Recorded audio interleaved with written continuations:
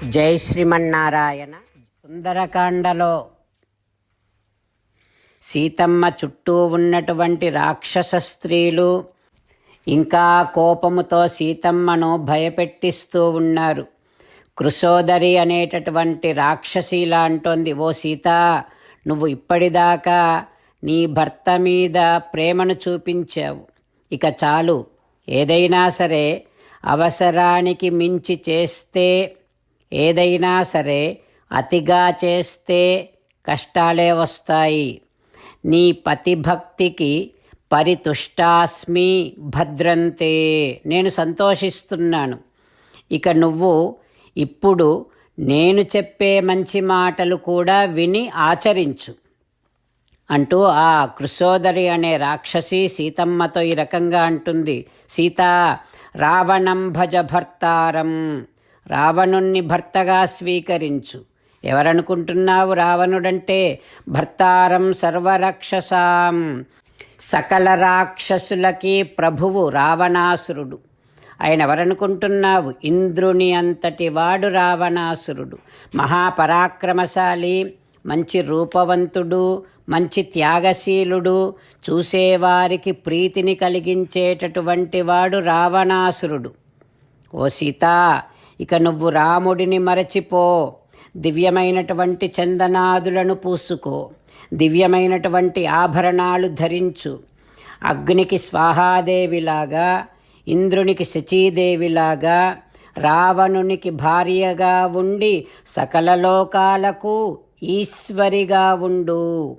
ఓ సీత, రాముడికి ఇక గతాయుష, ఆయువు చెల్లింది అని అనుకో.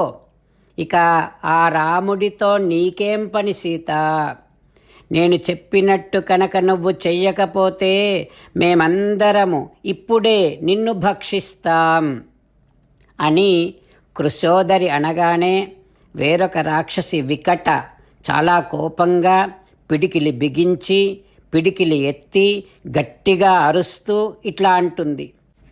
ఓ దుష్టబుద్ధిదానా సీత, నీ మీద దయతలచి ఇప్పటిదాకా నువ్వు చెప్పినవన్నీ విన్నాము, సహించాము. సీత, రావణుడు నిన్ను ఎక్కడికి తీసుకొచ్చాడో తెలుసా? సముద్రపు ఆవలి ఒడ్డుకు తెచ్చాడు. ఎవ్వరూ ఇక్కడి దాకా రాలేరు.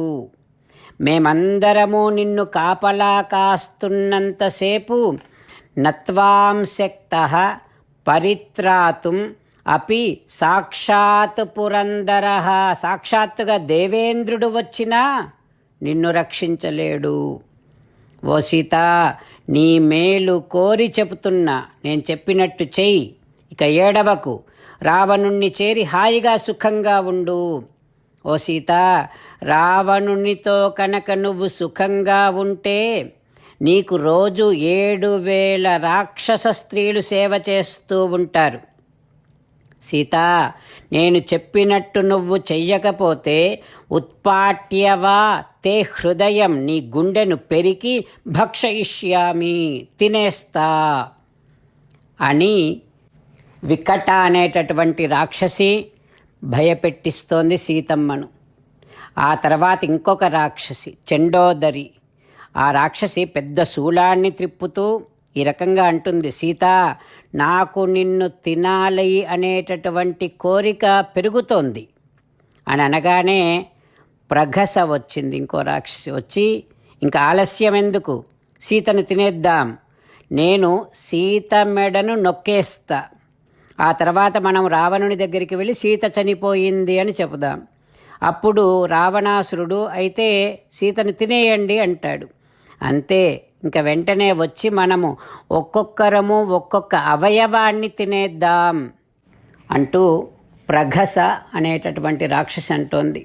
ఈ రకంగా చుట్టూ ఉన్నటువంటి రాక్షస స్త్రీలందరూ కూడా సీతమ్మను భయపెడుతూ ఉన్నారు.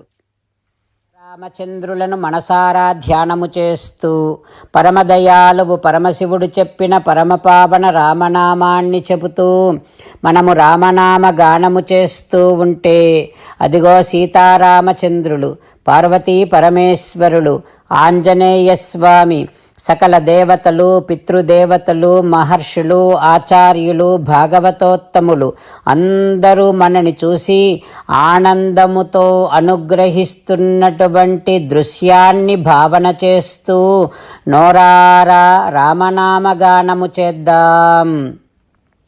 రామ రామ దశరథ రామ, రామ రామ దశరథ రామ, హే హే రాజా రామ, హే హే రాజా రామ, హే హే సీతారామ, హే హే సీతారామ. జై శ్రీమన్నారాయణ. భక్తులకు ప్రత్యేకమైనటువంటి విజ్ఞాపన. మీకు అన్ని విషయాలలో వెంటనే మంచి ఫలితాలు రావాలి అనంటే ప్రతిరోజు 1 నిమిషం వెచ్చించి నారాయణాస్త్రాన్ని చదవండి. ఇక మీకు తిరిగే ఉండదు. నారాయణాస్త్రాన్ని పొందడానికి మీరేం చేయాలంటే నారాయణాస్త్రం అనే వెబ్సైట్కి వెళ్ళి మీ పేరు, మీ ఈమెయిల్ ఇస్తే మీ ఈమెయిల్కి నారాయణాస్త్రం PDF వస్తుంది. అందులో ఒక రామాయణ శ్లోకం, ఒక గీతా శ్లోకం, ఒక విష్ణునామం ఉంటాయి. ఆ 3ంటిని కలిపి నారాయణాస్త్రం అంటాం. ప్రతి ఒక్కరికి వేరువేరు శ్లోకాలను ఇస్తున్నాం.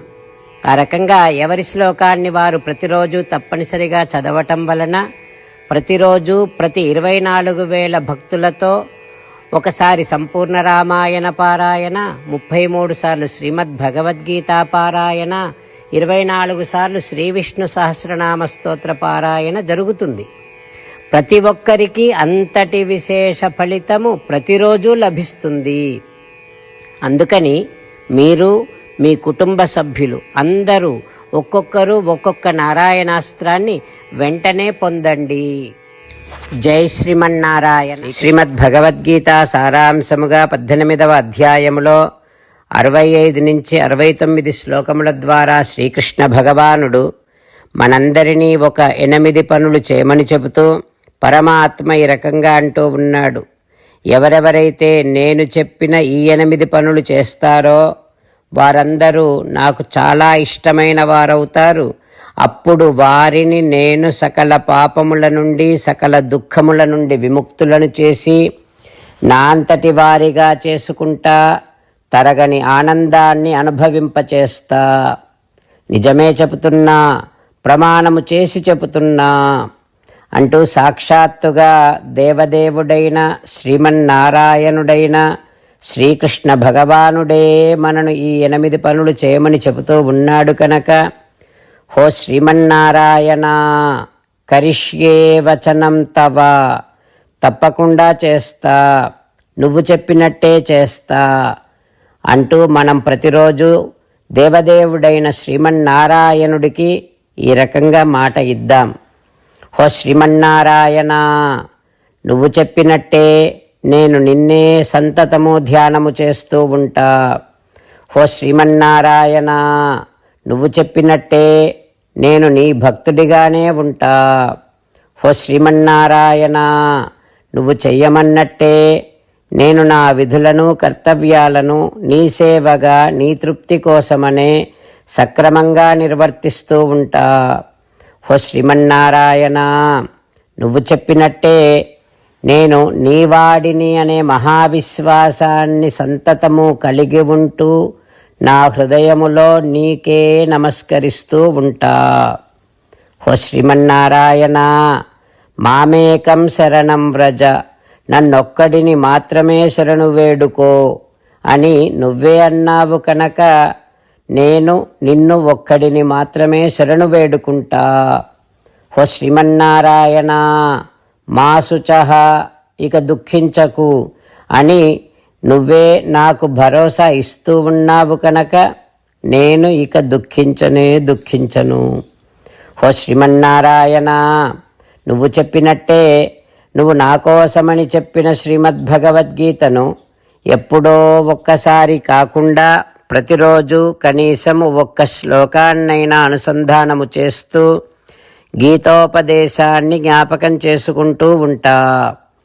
హో శ్రీమన్నారాయణ, నువ్వు చెప్పినట్టే నువ్వందరి కోసమని చెప్పిన శ్రీమద్భగవద్గీతను తెలియని భక్తులందరికీ తెలియచేసే నా వంతు ప్రయత్నాన్ని నిరంతరము కొనసాగిస్తూనే ఉంటా.